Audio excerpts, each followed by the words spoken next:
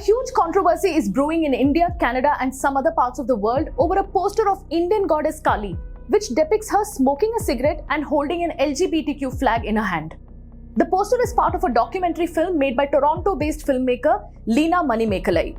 The filmmaker shared the Kaali poster on Twitter on Saturday, following which a huge row erupted. The filmmaker has gone at length to explain that her intention was not to provoke religious sentiments, but to evoke creative sensations. While protesters have called out the filmmaker for hurting religious feelings, others are speaking about the filmmaker's right to exercise her creative freedom. Who is right here? Can creative liberties infringe on religious sentiments? Where should the line be drawn? Let's unbreak this news. This controversial poster has created a storm over the depiction of the Hindu goddess Kaali. Toronto-based filmmaker Leena Manimekalai tweeted the poster depicting Hindu deity Kaali smoking and holding an LGBTQ flag. All hell broke loose after the filmmaker tweeted this poster, leading to a social media storm. The poster was showcased as part of the Under the Tent project at the Aga Khan Museum in Toronto. After several Hindu groups approached the authorities in Canada, the High Commission of India in Canada asked the Canadian authorities and the event organizers to withdraw all such provocative materials related to the disrespectful depiction of Hindu deities, following which the Aga Khan Museum offered an apology, stating that the museum deeply regrets that one of the 18 short videos from Under the Tent and its accompanying social media post have inadvertently caused offense to members of the Hindu and other faith communities. In India, various celebrities, intellectuals and politicians started tweeting and issuing statements related to the poster as soon as it was out.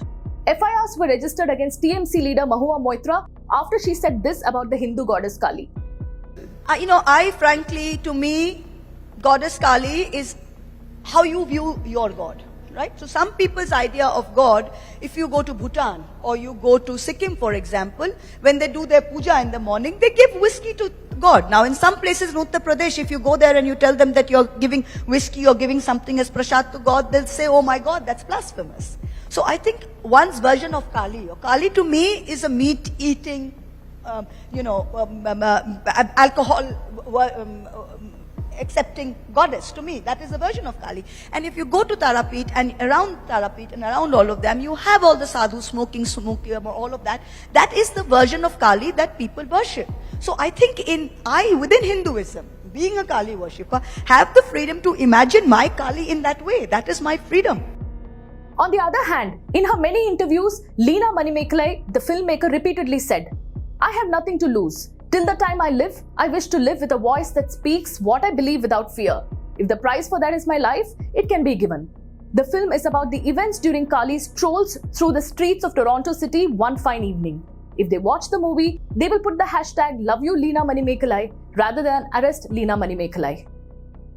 By saying if they watch the movie, they will put the hashtag #LoveYouLeena rather than arrest Leena, was the filmmaker Leena Manimekalai doing cheap stunts to garner some eyeballs for her documentary film as is being alleged? Was she knowingly hurting the religious sentiments of Hindus?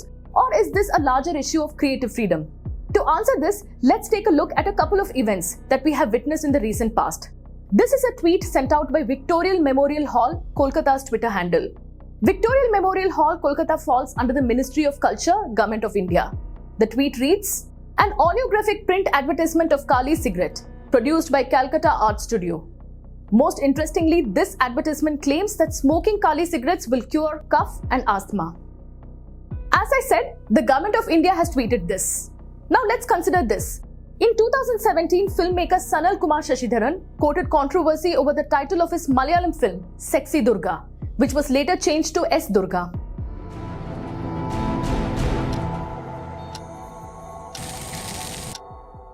This is the rechristened version of the film. The film is now called S. Durga.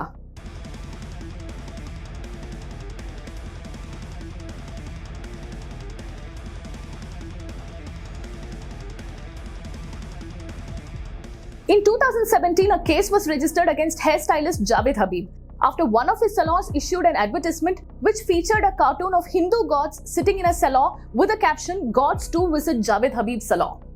The hairstylist issued an apology and got the advertisement removed. Javed हबीब एक हमारे partner ने एक add release किया कलकत्ता के अंदर, कल release किया, हमसे कोई परमिशन नहीं ली है क्योंकि हमारा पूरा सिस्टम फ्रेंचाइजिंग का है, तो उसकी वजह से उनको हमारी परमिशन चाहिए, पर उन्होंने पता नहीं कैसे रिलीज कर दिया। पर ऑफकोर्स सेंटीमेंट सबके हट हुए हैं, जो गलत है, बिकॉज मैं 25 साल से काम कर रहा हूँ और मेरी तो एक ही रिलीजन है, मेरी कैंची। मैं तो कोई बात ही नहीं करता, अब कभी मैं टीवी पे भी नहीं आता कोई बात करते हुए। मैं अगर टीवी पे आता हूँ सिर्फ एक ही चीज के लिए आता हूँ, मेरी कैंची, वही सबसे बड़ा मेरा रिलीजन है। और मैं चाहता हूँ Indian as a Indian head सर दुनिया में फैले, और कुछ नहीं है। माफी चाहता हूँ। It is true that Hinduism, or for that matter any religion's deities and what they represent to each individual, is open to their own interpretations and the way they want to see or perceive God. It is true that creative freedom and freedom of speech must be respected in democracies. It is equally true that Hinduism is a religion that is open to interpretations and a wide latitude of opinions. But it is also essential to call out individuals through democratic means who incite communal passion for financial, political, or other gains. Each of these instances is subjective. It needs to be seen in the light of when it was said, where it was said, why it was said, what law of the land was violated through the instance. Can creative liberties infringe on religious sentiments? Is there a line that separates the two? Yes, there is. And nothing explains it better than this saying: your liberty to swing your fist ends just where my nose begins.